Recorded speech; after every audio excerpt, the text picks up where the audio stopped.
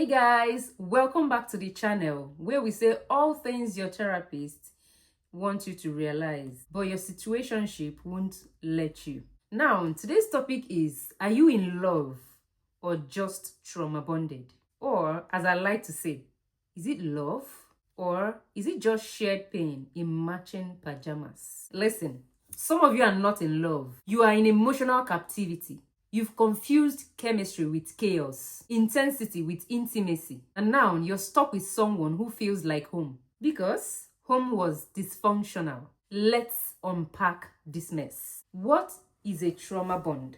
All right, first thing first, what is a trauma bond? A trauma bond is a psychological attachment that forms during repeated cycles of pain and pleasure. It is that I know they hurt me, but I can't leave energy. It is not just about abuse. Sometimes it is inconsistency. 1 minute they are hot, the next they are cold. 1 week you're everything, the next you are ghosted. And somehow that makes you want them more. Your brain starts releasing dopamine during the highs and cortisols during the lows. And now you're addicted to the roller coaster. It is not love. It is neurological hostage situation. Let's talk about trauma bond versus real love. So how do you know if it's real love or just trauma bond? Let's compare. Real love, trauma bond. Real love feels safe and secure. Trauma bond feels intense and unstable. Real love grows over time. Trauma bond starts fast, burns hot. Builds trust, creates confusion. You can disagree and feel safe. You fear abandonment after conflict. Consistency is normal. You chase validation constantly. Trauma bonding makes you mistake drama for desire. They hurt you, they love bomb you, and now you're calling it passionate. No, baby, that's just emotional whiplash. Why do we fall into trauma bonds? Now, here is the big question. Why do so many of us fall into trauma bond? Let me hit you with some truths. The first one is unresolved childhood wounds. If love growing up was inconsistent, chaotic, or conditional, your brain learns that love equals instability. So when someone repeats that pattern in adulthood, it feels familiar. It feels like home, even if home was a war zone. The second one, low self-worth. If you don't believe you deserve peace, you will settle for survival. You will take whatever love is thrown at you and call it a blessing, even if it is breaking you. The third one, the high of winning them back. Every time they pull away and you pull them back, it gives your ego a hit of dopamine. You feel powerful, but really, you're just relapsing. Signs you're trauma bonded. Let's talk red flags. Here are 8 signs you're in a trauma bond, not a loving relationship. You feel addicted to them even though they hurt you. Like, seriously, if Heartbreak had a punch card, you would get a free smoothie by now. You keep making excuses for their behavior. He only yelled because he was stressed. Sis, no. He's just emotionally immature. You constantly feel anxious when they are not around. Not, oh, I miss them. More like, why haven't they texted? Did I do something wrong?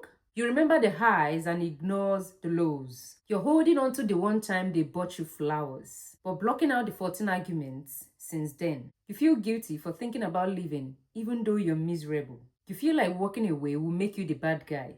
You think about them more than you think about yourself. Your mental space is consumed with, how do they feel? But never, how do I feel? You lose parts of yourself to keep them. You shrink your needs, mute your voice, tolerate disrespect just to say. You have breakups and reunions like it's a Netflix series. This season on We Are Toxic but We Are Cute. They fight in public but cuddle in the car. Love shouldn't hurt like this. Let me say this loudly for people in the back.